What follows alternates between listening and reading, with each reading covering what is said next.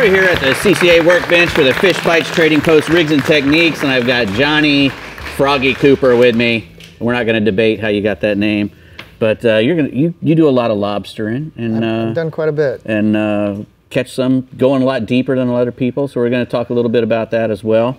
But when you're out there trying to find lobster, how do you go about it? Well, sometimes the least obvious spots are the best, right? So right. I found a lot of good spots just dragging behind the boat. You know, whether it's grass or maybe just a big reefy area, just a couple little potholes that you would normally overlook that you would never know from the boat, you know? Right. On the other hand, is there a certain depth that you target? It just depends on the time of year. Like right now for this mini season, they're probably as shallow as they're ever going to be.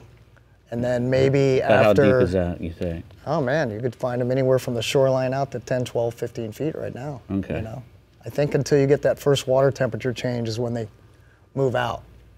And that's what Rick was talking about when he asked me about what do you do when they go deeper? I gotcha. So you get somebody behind the boat dragging on a just a ski rope. Ski rope. You know, and that's, I mean, we found a lot of spots like that. Right. The other way is I always have one of these throw floats next to me on the console, whether I'm driving or wherever I am, whether it's in the Bahamas or here, and if you just happen to see a coral head or something, just flip it over, it unwinds and marks your spot. Do you mark them on the sonar machine or any of that? You can, but again, sometimes over? It's very inconspicuous, you know, just a small coral head or a crack or a ledge. And you know, if you throw this over, you could spin around. Yeah, you could hit man overboard on the GPS, or you could spin around and try to get in your wake and get lucky.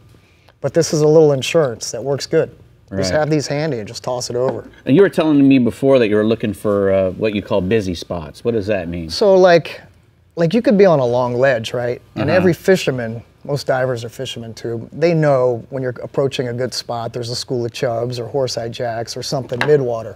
But if you look on the bottom, you can have a ledge that's 400 yards long, but only a couple, like what we call busy spots, that may have just a little more life, maybe a school of porkfish or goatfish, or if you got like a couple coral heads and one of them has just a few glass minnows around it, or a black margate going in and out, just some life. That's right? That's going to be the one so that you life look for. Brings life, it seems like. I don't know if it's the food chain or what. Right.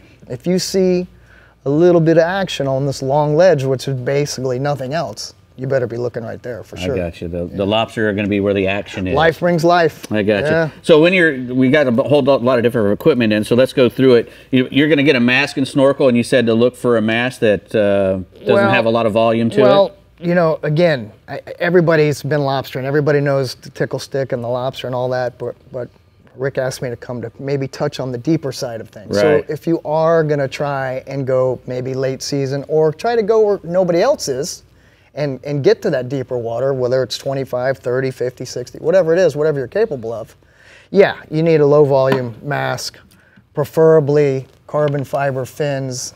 What's the advantage of the carbon fiber? So versus just the plastic, this has, you know, super light, and it snaps back. So recoil. So on paper, you're using a lot less energy. Right. And when you're talking about diving deeper, it's all about conserving energy and keeping your heart rate down.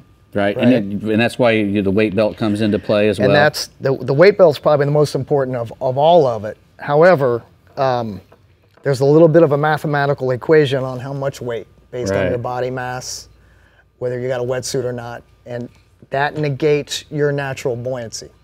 So you have to fight less to go down. On the other hand, you got to bring it back up, right? Right. So there's a happy medium. It's a good idea to get a little instruction in free diving before you do that. I would strongly encourage a free diving course, whether it's online or just take from a personal instructor before you start putting on a weight belt and, you know, figure it all out. But this will help you get to the bottom, stop fighting your natural buoyancy, and now you've got a little more bottom time to manipulate that lobster out of the hole or whatever you're doing. And you're going to use one of these, which you made a point to tell us why that we use one of this sticks like this, a metal stick.